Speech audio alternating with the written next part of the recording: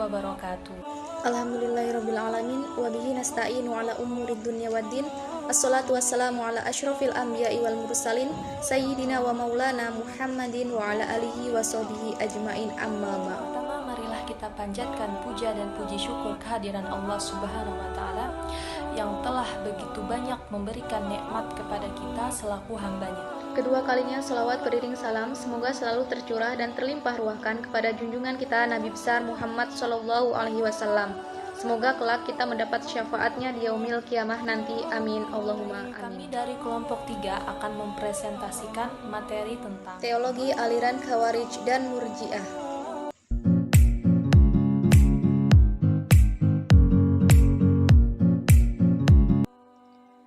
A. Latar belakang kemunculan Khawarij. Al-Khawarij secara etimologis berasal dari kata tunggal yaitu kharij dan khariji, diambil dari kata al-kharij yang kesemuanya memiliki makna yang sama, yaitu di luar atau bagian luar. Oleh karena itu, para ulama bahasa menyandarkan pengertian mereka secara bahasa akan kelompok ini dengan kata kharij. Hal ini disebabkan karena mereka telah keluar dari prinsip agama dan keluarnya mereka dari ketaatan kepada Imam Ali. Menurut terminologi, para ulama berbeda pendapat dalam memberikan definisi tentang Al-Khawarij. Di antaranya, Al-Syaristani mengatakan bahwa Al-Khawarij adalah setiap orang yang keluar dan memisahkan diri dari pemimpin yang telah disepakati kepemimpinannya. Apakah itu yang keluar dari kepemimpinan Khulafa ar-Rasyidin, kepemimpinan Tabi'in, maupun kepemimpinan yang ada di setiap zaman. Pendapat lain mengatakan bahwa Al-Khawarij adalah sekte yang terbentuk karena ketidaksetujuan terhadap keputusan Ali, karena Ali telah bersedia dan menerima tahkim. Akhirnya, sekte tersebut keluar dari kelompok Ali.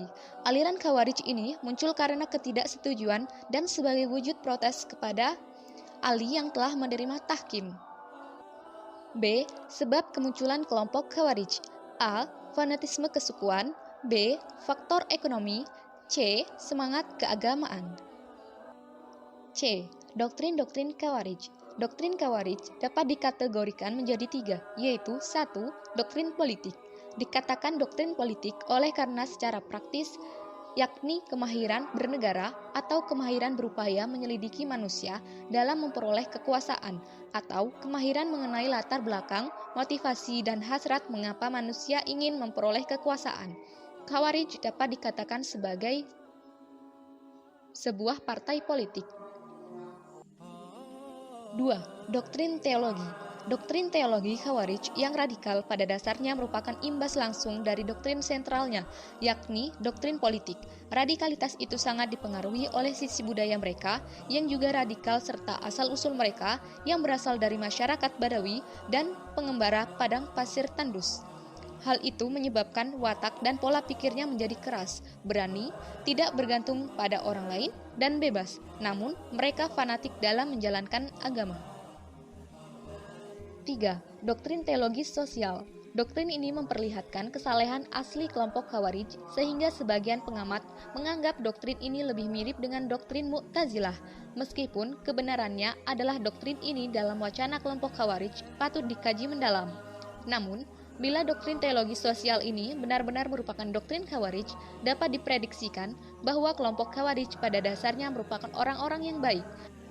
Hanya saja, keberadaan mereka sebagai kelompok minoritas penganut garis keras yang aspirasinya dikucilkan dan diabaikan penguasa, ditambah oleh pola pikir yang simplistis, telah menjadikan mereka bersikap ekstrim dan keras terhadap umat Islam. D. Perkembangan Khawarij. Kemudian, perkembangan gerakan Khawarij ini membesar pertama kali muncul pada pertengahan abad ke-7, terpusat di daerah yang kini ada di Irak Selatan, tempat yang disebut Khawro, Kufah. Khawarij merupakan bentuk yang berbeda dari Sunni dan Syiah. Gerakan ini berakar sejak zaman Khalifah Utsman bin Affan dibunuh, dan kaum muslimin kemudian mengangkat Ali bin Abi Thalib sebagai khalifah. Ketika itu, kaum muslimin mengalami kekosongan kepemimpinan selama beberapa hari. Bagian E. Latar belakang kemunculan Murji'ah. Aliran Murji'ah adalah aliran Islam yang muncul dari golongan yang tak sepaham dengan Khawarij. Ini tercermin dari ajarannya yang bertolak belakang dengan Khawarij. Pengertian murjiah sendiri ialah penangguhan vonis hukuman atas perbuatan seseorang sampai di pengadilan Allah Subhanahu wa taala kelak. Jadi, mereka tak mengkafirkan seseorang muslim yang berdosa besar, sebab yang berhak menjatuhkan hukuman terhadap seseorang pelaku dosa hanyalah Allah Subhanahu wa taala.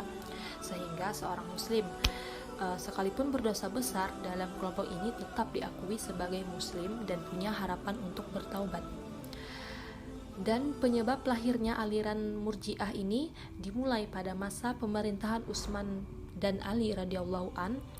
Di saat itu terjadinya pergolakan-pergolakan politik di kalangan umat Islam. Perjuangan politik untuk merebut kekuasaan selalu dibingkai dengan ajaran agama sebagai payung pelindung, baik bagi kelompok yang menang demi untuk mempertahankan kekuasaannya maupun kelompok yang kalah untuk menyerang lawan-lawan politiknya. Bagian F, doktrin-doktrin Murji'ah. Ada 2 doktrin pokok ajaran Murji'ah, yaitu yang pertama, iman adalah percaya kepada Allah dan Rasul-Nya saja. Adapun amal atau perbuatan menurut mereka tidak merupakan suatu keharusan bagi adanya iman.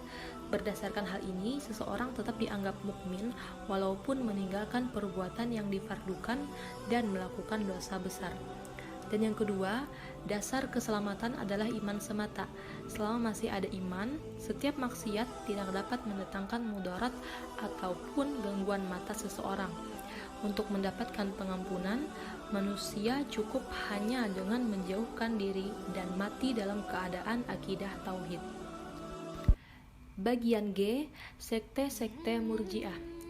Terdapat 2 sekte Murji'ah. Yang pertama Murji'ah ekstrim dan yang kedua Murji'ah moderat.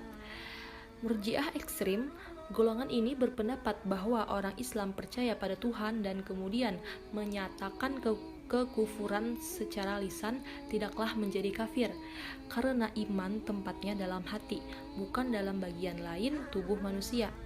Bahkan menurut mereka, orang yang demikian itu meskipun ia menyembah berhala, menjalankan ajaran-ajaran agama Yahudi atau Kristen dengan menyembah salib dan kemudian mati, tidaklah menjadi kafir. Dalam pandangan mereka, orang seperti itu tetap mukmin di sisi Allah. Dan yang kedua, Murji'ah moderat. Murji'ah moderat ini berpendapat bahwa orang-orang yang berdosa besar bukanlah kafir dan tidak kekal dalam neraka, tetapi akan dihukum dalam neraka sesuai dengan besar dosa yang dilakukannya, dan ada kemungkinan bahwa Tuhan akan mengampuninya dan tidak akan masuk neraka sama sekali.